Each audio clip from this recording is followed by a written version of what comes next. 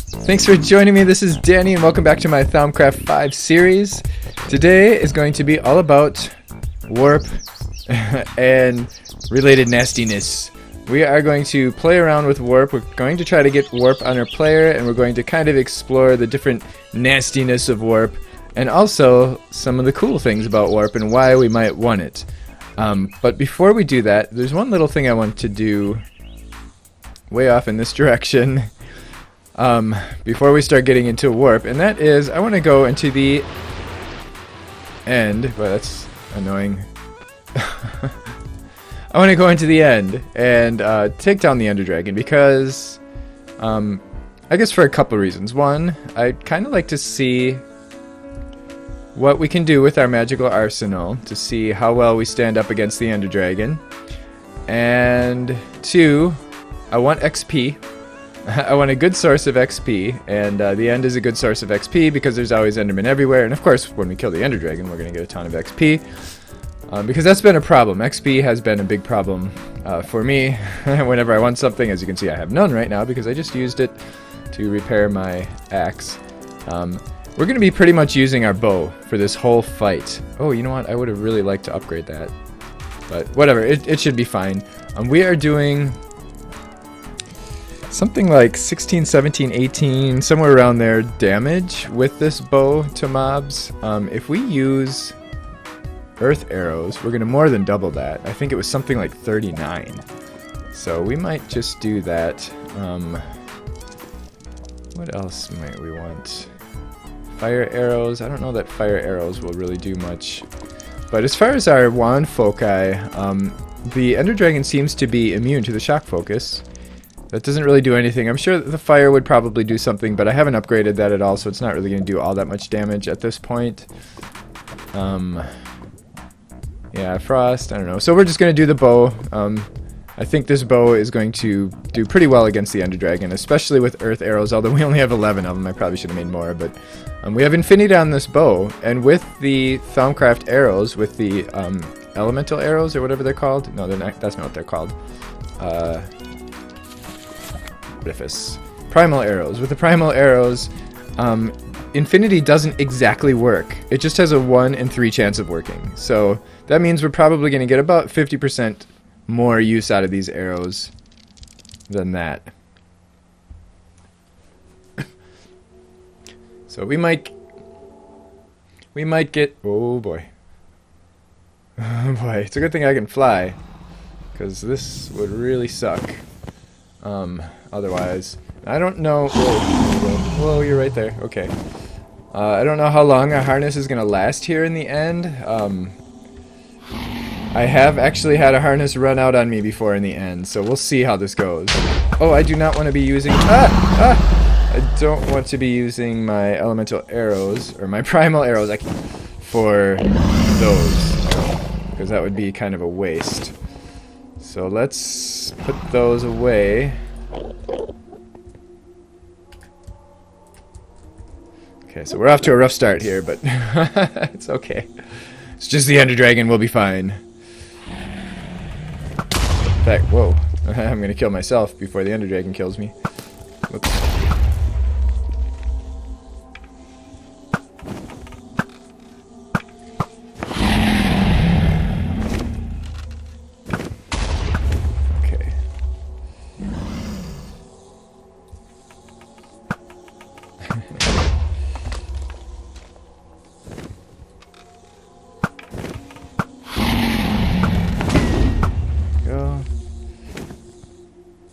I hurt him a little bit. I'm not going to complain about that.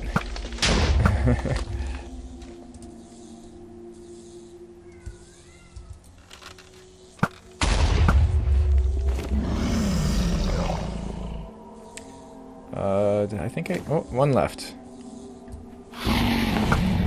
Whoops. Hey! Okay, I think that's it. Now we can go after the dragon. I'm going to grab my primal arrows back again, but let's just see. Wow, this is just with regular old arrows. Nice. And with that, with our earth arrows, we should be able to take this guy down pretty quickly. So this is a Strictly Thaumcraft.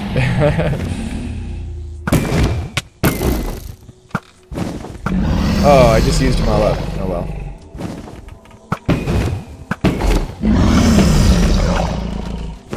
Strictly Thaumcraft, we got Thaumcraft protecting us with the Thaumcraft armor, we've got Thaumcraft weapons. There we go. Yay! That was fast. We now have 166 ender pearls and a lot of enchants. My bow is now gone. Oh, there it is. My bow is now power 4, unbreaking 3, infinity and punch. And my boots are now haste 3, upgraded from haste 2. I think I went up to respiration 3. Was that all I did? I thought there was something else. Oh, yes, my pick. My pick now has efficiency 4. And fortune 3, which we got in the last episode. So I'm kind of curious to see how fast this guy's going to be now. Let's just do a quick...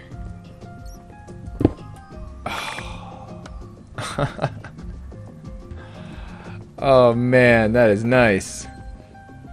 Now I want to do some mining. I mean, I'm not going to like do a lot of mining right now, but I just want to... Look at that! Nice! Hooray!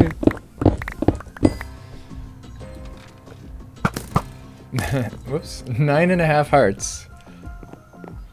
That's what our bow is getting us now. Just with regular arrows. With, well, no arrows technically because it has infinity. But let's just shoot a earth arrow at this guy once and see what we get now. 22.5. That's hearts. That is 45 health points of damage. Okay, we're ready to start warping our mind even further. So as we get into warp, I hope you don't mind if I indulge a little bit in the lore of Thaumcraft because I really like the lore surrounding warp. I think I just find it interesting and fun to play with. So we'll do that a little bit. But basically, we're going to be playing in the Eldritch tab today. And we opened this tab. There's a couple different ways to open this tab.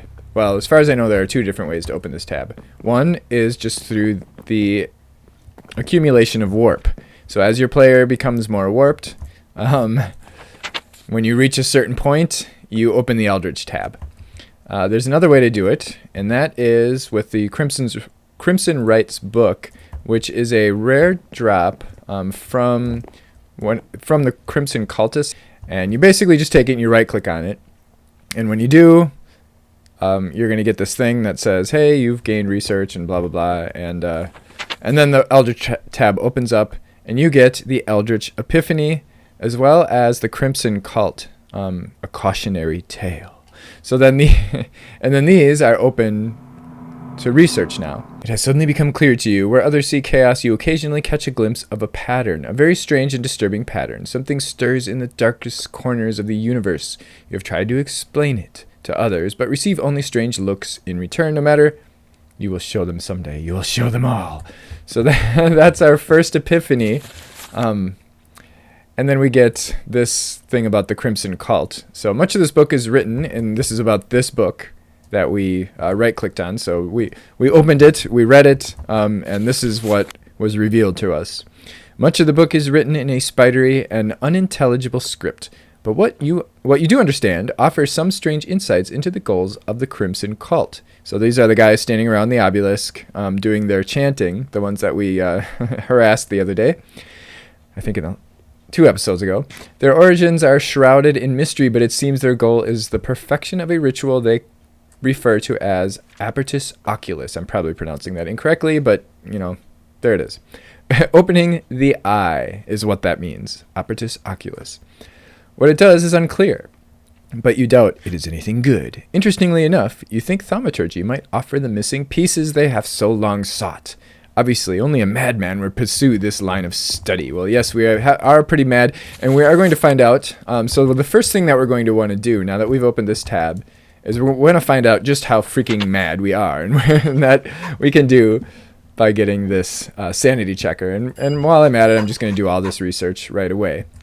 And I'm actually going to do it over in my mob farm, but I do need some ink because I think I'm running out of ink over there. I'm going to do it in my mob farm so that I can gather some XP and zombie brains while I'm in the process. And I'll show you my research when it's complete, because these research things are a little bit tougher than some of the others that we've done.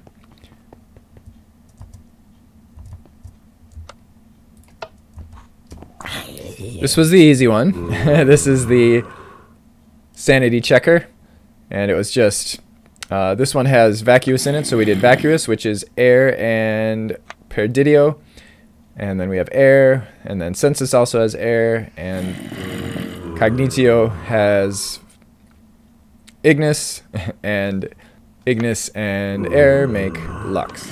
So this is the void metal one. As you can see, it's going to be a little bit more difficult than the last one. We've got a couple of empty things here that we have to kind of maneuver around. Okay, this wasn't too bad. Let me take a look. Here's my solution. And then one more. This is the primal. This one's going to be a bit of a squeeze. There we go. Certainly not my cleanest solution ever, but it works. Okay. Hooray. Let's see what we got now. Oops. So now we should be able to do our void wand caps and our staff core of the primal. Oh boy. This is the staff core of the primal. There we go. Whoa. Quiet down there. A little cleaner than my last one. That is void metal wand caps. Well, we had a little problem down here. And I didn't get to show you because I thought I was recording and I wasn't. But we had an infected, it must have been an infected zombie or something, because there was taint all over the place. And there were these little, they're like silverfish, but they're purple, of course, like that purplish, that taint color, you know. And they spread taint as they go around. I had a couple of those attacking me, and there was like, I was up here getting ready to do this research, which I haven't even started yet, and I heard zombies. In fact, we could hear them while I was talking, and I was telling them to quiet down, remember? And and it occurred to me that it sounded like a whole lot of zombies, and I wasn't hearing that noise. I wasn't hearing the owie noise of the zombies, so I went down to investigate, and there was taint all over the place. And I was getting rid of it, and I was telling you all about it and everything, and then I realized that I wasn't recording. I don't know how that happened, but you missed it. You missed out. It's all my fault. Sorry. Okay. There's our void metal wand cap research.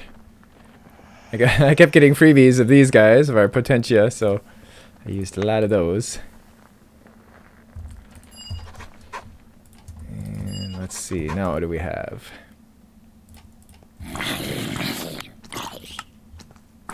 Okay, so we've done everything we can in here for now. So let's head back and start playing with some of this stuff and scanning some of it as we're using it, so that we can see what else we can open up.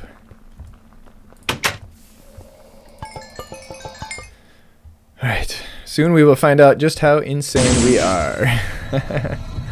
I'm making the sanity checker. We've got a thermometer in the middle, a zombie brain, a morphic resonator, that's the thing we make with the tainted shard, and a mirror, mirrored glass, which is just glass, and quicksilver. We needed some alienness, which I suddenly have a lot of sources of alienness these days, and I used ender pearls.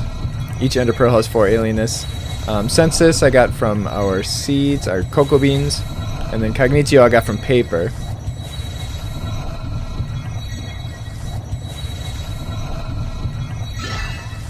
Hooray! So now when we hold this in our hand, we see that little thing up on the left, and we are seeing that we really do not have much warp at all. Oh boy. We've managed to get this far with that little bit of warp, And we've actually made a little bit of progress in here with just that little bit of warp. But we're going to need a lot more. So there are 3 types of warp. There's permanent warp, which is probably going to show up as a darker color. There is normal warp, and then there's temporary warp. And the differences are, well, obviously permanent warp is permanent. You cannot do anything about permanent warp. It is there permanently, and it never goes away. Normal warp can go away, but you need, well, something we don't have yet. And then the temporary warp goes away on its own. So in order for us to progress in the Eldritch tab, we're going to have to gain a lot of warp, a lot more warp than what we have now. And one of the easiest ways to do that is by eating zombie brains, and zombie brains will give us temporary warp. From a lore perspective, warp is, for one, I mean, as we progress... Oh, I'm not hungry. I have to wait. Oh, man, I have to get hungry. As we progress, I'm going to run around making myself hungry. As we progress as thaumaturges, we start to see things about the world around us. We see things about the magical realm and things beyond, and it kind of makes us go a little bit crazy. So our mind gets a little bit warped. So warp is kind of insanity in a sense, but it's more than that. It's not just us. We're not alone in our warp. Because what happens when we gain warp is we start to gain insights about the world of Eldritch. That being, Eldritch really, I mean, the word Eldritch, when you look at it in Old English, basically means things beyond, unknown and otherworldly things that are strange and difficult to understand. So we are peeking into a very strange and otherworldly knowledge. And that knowledge is kind of making us a little bit crazy over here. It's making us a little bit crazy up in here, and but at the same time, it's showing us things. And that's why when we look in here at our Eldritch Revelation, it's telling us that the book, or actually when we look at the Crimson Cult, it's telling us that this book that we read, that we got, it was all these just crazy hieroglyphics and things that make no sense to normal humans. But somehow we were able to decipher some of that and open up this tab. So what's happening is we're peering into this world of Eldritch, and but we're not alone, because as we gain power, and I'm not getting hungry. I guess I just need to run and jump more. As we gain power in the world of or as we gain knowledge of the Eldritch realm, the powers beyond start to notice us. The Eldritch Guardians and the Guardians of the Eldritch Knowledge. They start. Do we have pumpkins? I think we do already. They start to notice us, and as they start to notice us, they do a couple things. One is they try to inhibit our growth a little bit by throwing different warp nastiness at us. So that's where the nasty warp effects come from. But at the same time, they're testing us, and they're giving us little bits and pieces of power, and yeah, so that's what's happening. So it's two things. We're going a little crazy. We're seeing things that normal humans should not be able to see. I am not getting hungry at all. What is going on here? We're able to see things that humans normally can't see, and the Eldritch the Eldritch powers, I guess we could say generically, are kind of interfering with it a little bit. So yeah, that's what's going on. You know what? Let's do a little fighting. Maybe that'll make us hungry. Maybe if we take a few hits too. You know what? You want to hit me? Oh, you know what? But we can't.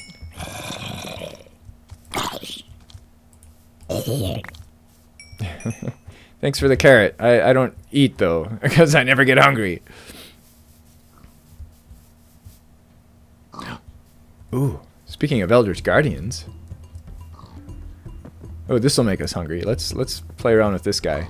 I'm gonna want to use a range weapon on him though. I don't know if he takes bow damage though. Let's try it. Oh yeah, he does. Okay. We're far enough away from him that he's not even. So if we get real close to him, oh, that was almost too easy. But another one will spawn. There he is. And now he just threw something at us. That's what that noise was. That black thing. If I remember correctly, they kind of will follow us. Oh, he got me. So we just gained warp. Hooray! When we get hit by those things, we gain a little bit of warp. We also get withered, I think. Yeah, we get withered, and we take a lot of damage. And we get fog. Well, the fog actually just comes when we get close to him. So if you start seeing fog, especially after you've gained some warp like this, that means there's an Eldritch Guardian nearby. Which means you're either near an obelisk, or you've gained so much warp. Whoa! Or you've gained so much warp that the Elder Guardians are coming after you. I'm still not hungry. What is going on here? Oh, there's my sanity checker. Okay, so we're still really low. Maybe we need to get hit a couple more times. But these guys have some pretty nice drops too. They're hard enough to see as it is, and then they hit you with that fog. Okay, so they drop. Oh yeah, ethereal essences. That's right. That's what they drop. Okay, I'm starting to get a little hungry. That's good. So we can eat a little bit of this. And we just gained some more warp. I still remember the first time I ever met one of these guys. It was it was back in my like exclusively tech days, back when I used to be kind of anti-magic mod. And okay, we gained a little more temporary warp. More temporary warp. Okay, so it looks like he's just giving us temporary warp.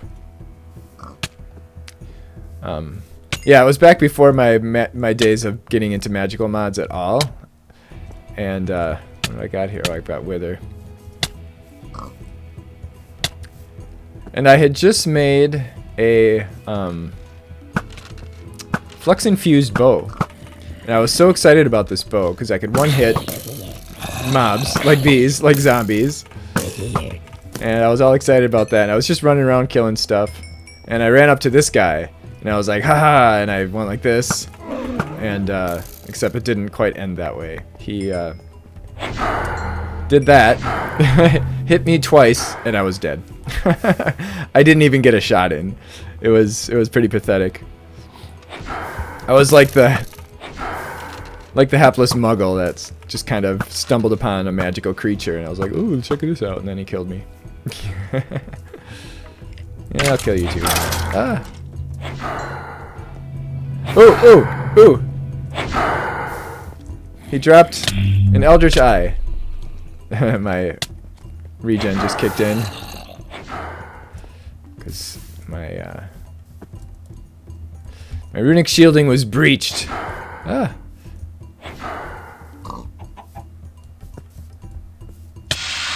Oh, we gained a little more temporary warp.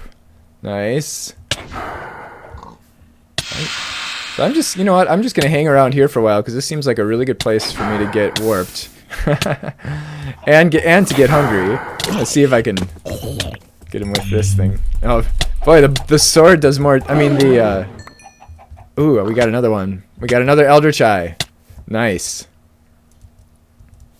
The Eldritch Eyes are what we're going to need to get into the Outer Lands. So we are in good shape.